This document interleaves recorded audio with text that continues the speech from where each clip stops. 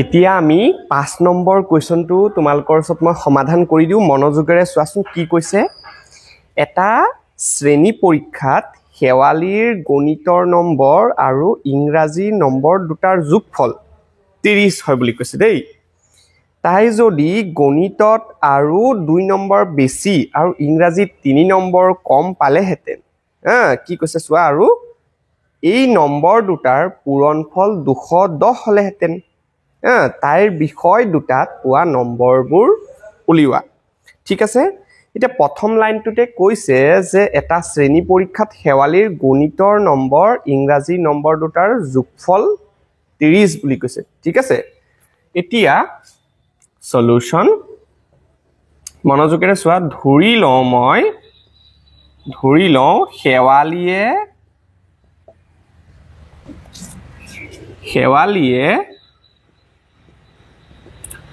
গণিতত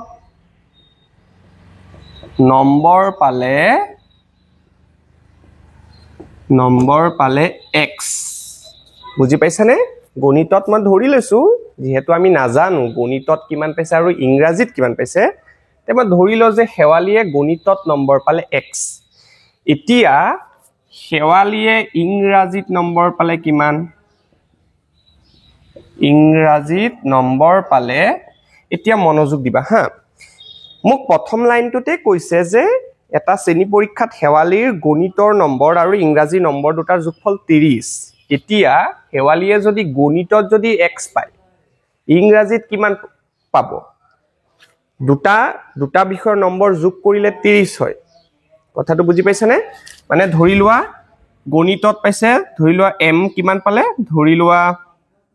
কিবা এটা সামথিং পালে আৰু ঠিক আছে আৰু ইংৰাজীত কিবা এটা পালে তে এই দুটা যোগ কৰিলে আমি 30 পাম বুলি কৈছে এতিয়া মই ধৰি লৈছো এটো x তেতিয়া হলে ইংলিশটো কিমান হ'ব এই 30 ৰ পৰা যদি মই x টো বিয়োগ কৰি মেথছৰ নাম্বাৰটো যদি মই বিয়োগ কৰি দিও এই 30 ৰ পৰা টোটেলৰ পৰা যদি মই মেথছৰ নাম্বাৰটো যদি মই বিয়োগ কৰি দিও ইংলিশৰ নাম্বাৰটো মই পাই আছো কথাটো বুজি পাইছানে সিম্পল কথা যদি মেথছটো যদি এপিনে লৈ যাও ঠিক আছে তেতিয়া হলে এপিনে ইংলিশ থাকি যাব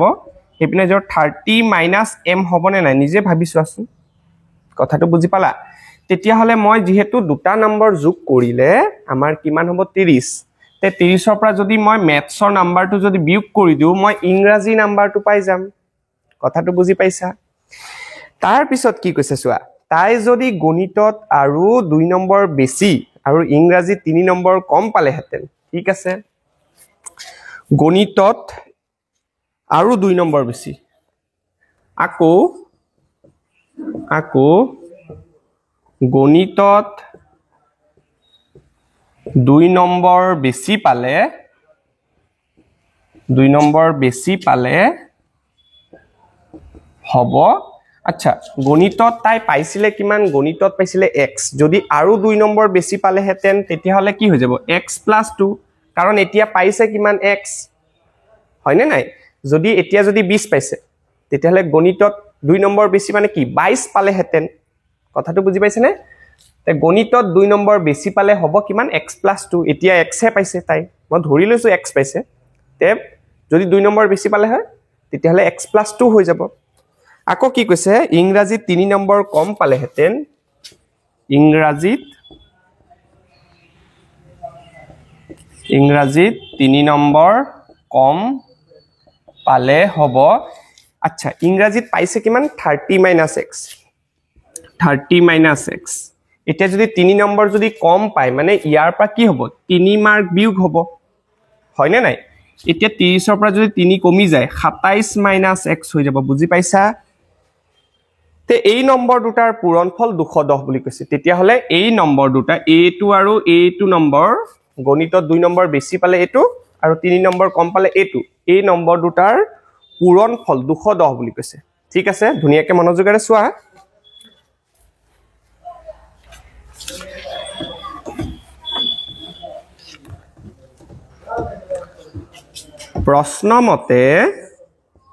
প্ৰশ্নমতে মনোযোগ দিবা অকনমান প্ৰশ্নমতে কি কৈছে মনোযোগ দিয়া যে গণিতত 2 নম্বৰ বেছি পালে এটো হ'ব 3 নম্বৰ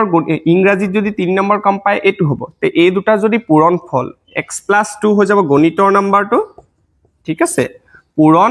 এটো হৈ যাব ইংৰাজীত কম পোৱা নম্বৰটো কিমান 27 - x এটা এই দুটা যদি পূৰণ কৰি দিও মই 210 হ'ব বুলি কৈছে কথাটো বুজি পালা এতিয়া এটো আৰু কি কৰিব লাগিব এটো পূৰণ কৰিব লাগিব x এ প্ৰথম 27 ক পূৰণ কৰিলে 27x তাৰপিছত মাজত আছে মাইনাস ইন x এ কই x টো পূৰণ কৰিলে x² x ৰ কাম শেষ মাজত আছে প্লাস ইন প্লাস দিম 2 এৰে 27 ক পূৰণ কৰিব হয়নে নাই 2 এৰে 27 ক পূৰণ কৰিলে কিমান হ'ব 54 প্লাস এ মাইনাস হল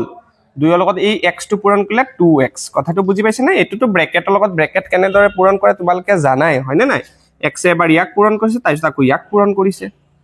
আকৌ 2 এবাৰ ইয়াক কৰিছে আকৌ ইয়াক কৰিছে বুজি পাইছা সমান সমান 210 ইয়াৰ পৰা মই এটা দ্বিঘাত সমীকৰণ এটা বনাম আৰু সেই দ্বিঘাত সমীকৰণটো সমাধান কৰি দিম আমি আনসাৰ পাইয়ে যাম এতিয়া চোৱা মই এটা কাম কৰো x² খিনি আগত লৈ হতে x² টো আগত আনিলে আগত এটা মাইনাস আছে তে -x² লিখিব লাগিব ঠিক আছে তাৰপিছত এইটো আকৌ চোৱাচোন +27x এইটো আকৌ -2x আছে হয়নে তে 27x টো প্লাসত আছে এটো মাইনাসত আছে যদি বিয়োগ কৰি দিও কিমান হ'ব +25x হৈ যাব হয়নে এটো আছে +54 আকৌ এটো যদি এপিনে লৈ আহো -210 = 0 হ'ব সকলোৱে বুজি পাইছো ঠিক আছে বাৰু তাৰপিছত আৰু অকনমান আগবাঢ়িছো চোৱা -x² লিখিলো প্লাস এখিনি 25x এটো কি হ'ব +54 মানে ধৰিলা তোমাৰ তাত জমা 54 টকা আছে আৰু -210 মানে হ'ব বাকি আছে 210 টকা 210 ৰ পৰা বিয়োগ কৰি দিয়া আৰু 54 টো কি হৈ যাব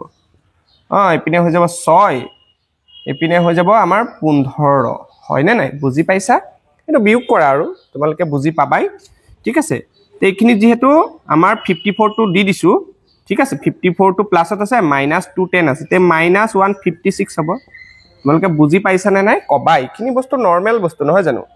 এতিয়া ইয়াত থকা মই মাইনাসটো অতৰাবলৈ কি কৰিব লাগিব উভয় পক্ষতে মই মাইনাসটা পূৰণ কৰি দিম যেতিয়া ইয়াতে মই মাইনাসটা পূৰণ কৰিম ই প্লাস হৈ যাব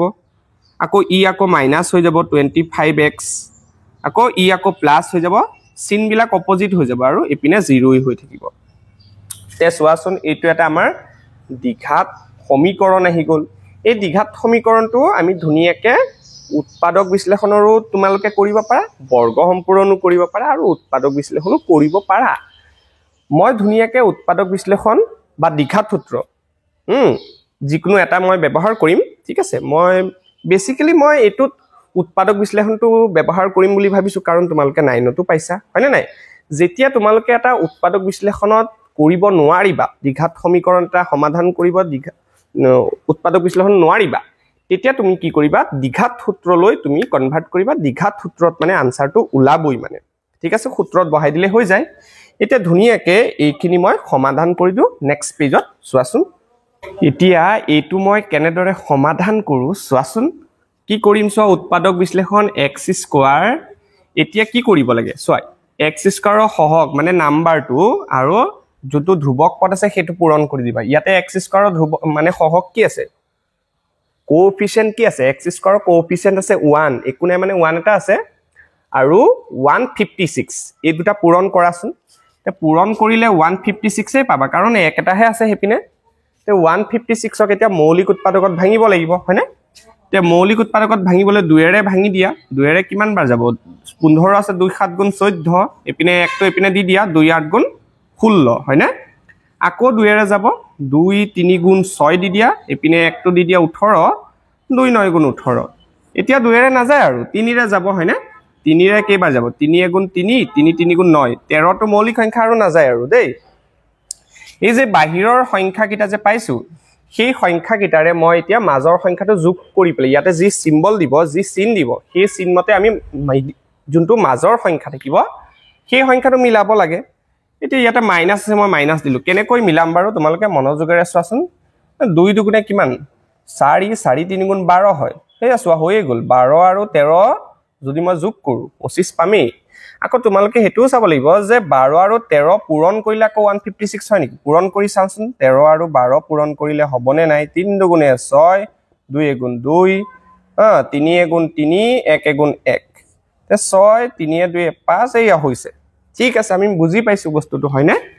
সো ইয়াতে 12 যোগ 13 বাহিৰত এটা x আছে দি দিবা প্লাস 156 মই এনেকাকে বুজাই আছো কোনোবাই যদি উৎপাদক বিশ্লেষণটো যদি পাহৰিও গৈছা তেতিয়াও তোমালোকে যাতে অংকটো বুজি পোৱা একো টান নালাগে তে তোমালোকে অকমান জুনে জানা ইহতেও ভালকে ইগনোৰ নকৰিবা ধুনিয়াকে চাই যোৱা বুজি পাবাই মই সৰু সৰু বস্তুখিনি বুজাই লৈ পেলা লৈ গৈ আছো যাতে তোমালোকৰ প্ৰবলেম কাৰোৰে নহয় ঠিক আছে মনোযোগেৰে চোৱা এতিয়া কি হ'ব x স্কয়াৰ মাইনাস x লগত 12 টো পূৰণ কৰি দিয়া 12x minus a plus a minus 13x হৈ যাব x টো পূৰণ কৰিলে 13 লগত এই পিনে অকনমান এখিনি মুছি দিছো তোমালোকে পাৰিলে লিখি লবা বস্তুখিনি ঠিক আছে মই সাইডৰ বস্তুখিনি লিখি লবা প্লাস 156 ইকুৱেল টু 0 তাৰ পিছত কি হ'ব বাৰু এইখিনিৰ পৰা কমন আনিব লাগিব আকৌ এইখিনিৰ পৰা বেলেগকে কমন আনিব লাগিব হয় নে নাই তোমালোকে নিয়মখিনি জানা নে নাই কমেন্টত কবাচোন ঠিক আছে এই দুটাৰ পৰা কি কমন আহিবা বাৰু x কমন আহিব যেহেতু x এটা কমন আনিছো ইয়াতে x এটা ৰৈ যাব মাইনাস ইয়াৰ পৰা যেহেতু x এটা কমন আনিছো 12 এটা ৰৈ যাব হয় না ইয়াতে মাইনাস আছে এই দুটাৰ পৰা কি কমন আহিব বাৰু কি কমন আহিব এই 156 মানে 13 পূৰণ 12 নহয় জানো অলপ আগতে চোন কৰিছিল এতে ইয়াটো 13 আছে ইয়াটো 13 আছে 13 এটা কমন লৈ আহি যোৱা এই 13 আনিলে ইয়াতে ৰৈ যাব কি x minus a plus a minus দি দিবা ইয়াতে 13 যেহেতু কমন আনিছা 12 টো ৰৈ যাব ইকুৱেল টু 0 বুজি পাই আছা সকলোৱে এতিয়া চোৱা a2 আৰু a2 দেখাত সেম সেম লাগিছে না নাই তেতিয়া হলে x minus 12 টো মই যদি কমন লৈ আহো x minus 12 টো মই দুটা পা কমন লৈ আহিলো ইয়াৰ পা যেহেতু x minus 12 কমন লৈ আহিলো থাকি যাব x minus ইয়াৰ পা যেহেতু x minus 12 টো কমন লৈ আহিলো থাকি যাব 13 ইকুৱেল টু 0 এটা নাও দি পেলা লিখিছো চোৱাচোন x minus 12 ইকুৱেল টু 0 হৈ যাব আকৌ or x minus 13 equal to 0 হৈ যাব তে হৈ যাব x equal to minus 13 টো এপিনে গুছি গলে plus 13 আকৌ x equal to minus 12 টো এপিনে গুছি গলে plus 12 এতিয়া x ৰ মান মোৰ দুটাই ওলাইছে আৰু দুটাই আমাৰ গ্ৰহণযোগ্য হ'ব কাৰণ এটাও মাইনাসত আমাৰ ওলোৱা নাই হয়নে নাই আচ্ছা x টো মই কি ধৰিছিলো x টো আমি গণিতৰ নম্বৰটো ধৰিছিলো তে ইয়াতে মই লিখিছো মনোযোগেৰে চোৱা এতেকে গণিতত পালে x মানে প্ৰথম মই 12 টো লইলো তাৰপিছত x ৰ মান মই 13 বহাই পেলাও চাব লাগিব তে গণিতত পালে 12 তেতিয়া হলে ইংৰাজীত কিমান পালে ইংৰাজীত পালে কিমান আছিল 30 minus x আছিল নহয় জানো তে 30 minus x ৰ মান যদি মই 12 ধৰো কি হৈ যাব এপিনা 18 হৈ যাব হয় না 30 ৰ পৰা 12 গুছি গলে কিমান 18 হয় না নাই আকৌ নালাগে তোমালোকে বা বুলি লিখিবা ঠিক আছে বা গণিতত কিমান পালে